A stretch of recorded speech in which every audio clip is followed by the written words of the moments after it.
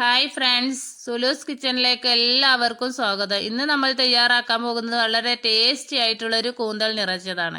എൻ്റെ ചാനൽ ആദ്യമായിട്ടാണ് കാണുന്നതെങ്കിൽ ഒന്ന് സബ്സ്ക്രൈബ് ചെയ്യണേ. നമുക്ക് വീഡിയോയിലേക്ക് പോകാം. അപ്പം ഞാൻ അതിലേക്ക് ഇവിടെ കുറച്ച് കൂന്തൽ എടുത്ത് വെച്ചിട്ടുണ്ട്. ഇത് നമുക്കൊന്ന് ചെറുതായി മസാല തേച്ചെടുക്കാം.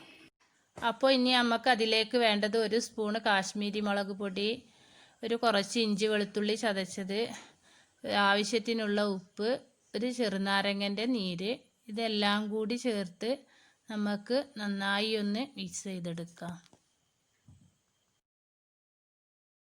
നമുക്കിത് ഓരോന്നായിട്ട് ഇതിൻ്റെ പുറംഭാഗത്തൊന്ന് മസാല തേച്ചെടുക്കാം.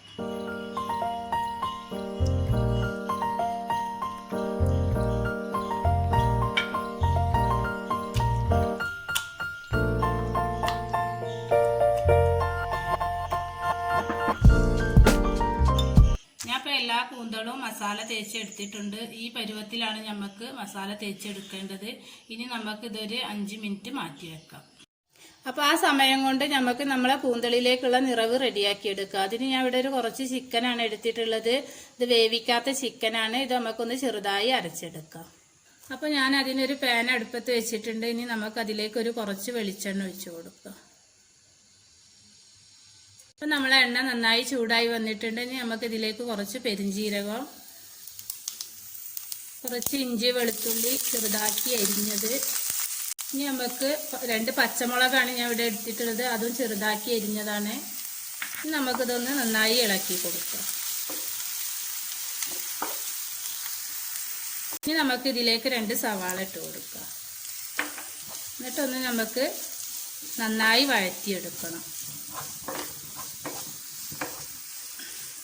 ഇനി നമുക്കിതിലേക്ക് ആവശ്യത്തിനുള്ള ഉപ്പ്, കുറച്ച് പച്ച കുരുമുളക് ചതച്ചെടുത്തതാണ്. ഇനി നമുക്കിതൊന്ന് നന്നായി ഇളക്കി കൊടുക്കാം. ഇതിലേക്ക് പച്ചക്കുരുമുളക് ചേർത്ത് കൊടുത്താൽ നല്ലൊരു ടേസ്റ്റാണ്. അപ്പോൾ നമ്മളെ ഉള്ളിയൊക്കെ നന്നായി വഴന്ന് വന്നിട്ടുണ്ട്. ഇനി നമുക്ക് ഇതിലേക്ക് ഒരു തക്കാളി, കുറച്ച് കറിവേപ്പില ഞാൻ ചെറുതാക്കി അരിഞ്ഞെടുത്തതാണ്. ഇതിലേക്കുള്ള എല്ലാതും ഞാൻ ചെറിയ പീസാക്കിയിട്ടാണ് അരിഞ്ഞെടുത്തിട്ടുള്ളത്. കാരണം നമുക്കിത് നമ്മളെ കൂന്തളിലേക്ക് നിറക്കാനുള്ളത് കൊണ്ട് ചെറിയ പീസാക്കിയിട്ടാണ് എല്ലാതും കട്ട് ചെയ്തിട്ടുള്ളത്. ഇനി നമുക്കിതിലേക്ക് നമ്മൾ നേരത്തെ അരച്ച് വെച്ചിട്ടുള്ള ചിക്കൻ ചേർത്ത് കൊടുക്കാം. എന്നിട്ട് നന്നായി ഒന്ന് ഇളക്കി കൊടുക്കാം.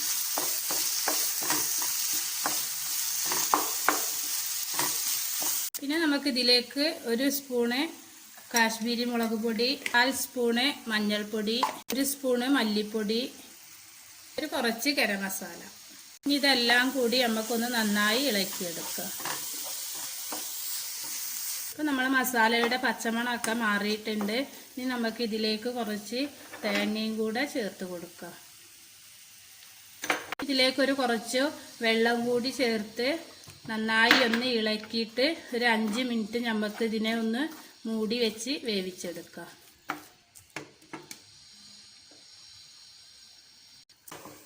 അപ്പം നമ്മളെ മസാല ഇവിടെ നല്ലതുപോലെ വെന്ത് വന്നിട്ടുണ്ട്. ഇനി നമുക്കിത് ചൂടാറാനൊരു പാത്രത്തിലേക്ക് മാറ്റാം. അപ്പോൾ നമുക്ക് നമ്മളെ കൂന്തളിലേക്ക് ഇതൊന്ന് നിറച്ച് കൊടുക്കാം.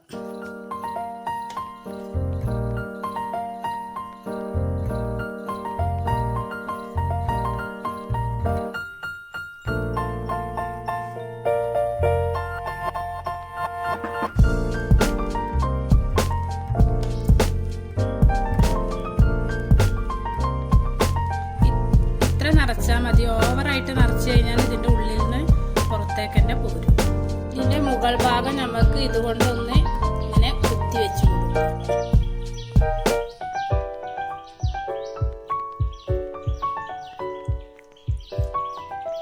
ഇനി നമുക്ക് നമ്മളെ എല്ലാ കൂന്തളിലും ഇതുപോലെ ഒന്ന് നിറച്ചെടുക്കാം.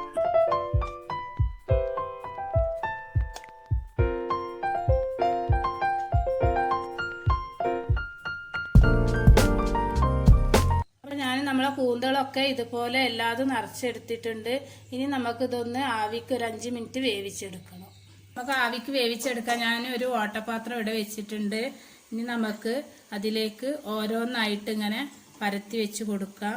ഈ പാത്രത്തിൽ ഞാൻ ലേശം എണ്ണ ഒക്കെ തടവി വെച്ചതാണ്, അല്ലെങ്കിൽ അതിന്മേൽ ഒട്ടിപ്പിടിക്കും. നമുക്കിതൊന്ന് മൂടി വെച്ച് വേവിച്ചെടുക്കാം.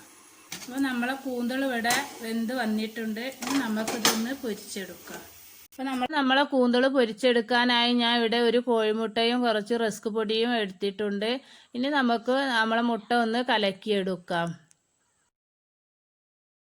ഇനി നമുക്ക് നമ്മളെ കൂന്തൾ ഈ മുട്ടയിലിട്ടൊന്ന് മുക്കിയെടുക്കണം. എന്നിട്ട് നമ്മളെ റസ്ക് പൊടിയിൽ പൊതിഞ്ഞെടുത്തതിന് ശേഷം വേണം നമുക്ക് ഇതൊന്ന് പൊരിച്ചെടുക്കാൻ.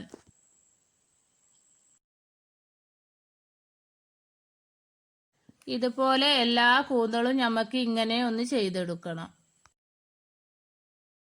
ഇപ്പോൾ ഞാൻ എല്ലാ കൂന്തളും റസ്ക് പൊടിയിൽ പൊതിഞ്ഞെടുത്തിട്ടുണ്ട്. ഇനി നമുക്കിതൊന്ന് പൊരിച്ചെടുക്കാം. നമ്മളെ എണ്ണ ഇവിടെ ചൂടായിട്ടുണ്ട്. ഞാനൊരു മീഡിയം ഫ്ലെയിമിൽ ഇട്ടിട്ടാണിത് പൊരിച്ചെടുക്കുന്നത്. എണ്ണ ചൂട് കൂടി കഴിഞ്ഞാൽ ഇത് വേഗം കരിഞ്ഞു പോകും.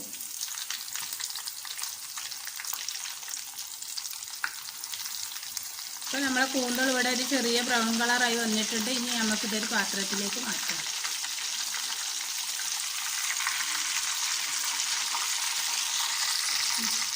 ഇതുപോലെ നമുക്ക് എല്ലാതും ഒന്ന് ഇങ്ങനെ പൊരിച്ചെടുക്കാം.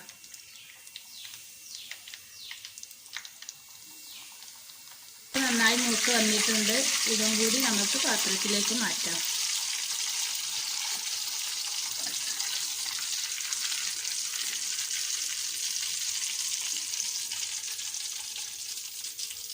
അപ്പം നമ്മളെ കൂന്തൽ നിറച്ചതിവിടെ റെഡി ആയിട്ടുണ്ട്. ഇതെല്ലാവരും വീട്ടിലൊന്ന് ട്രൈ ചെയ്ത് നോക്കണം.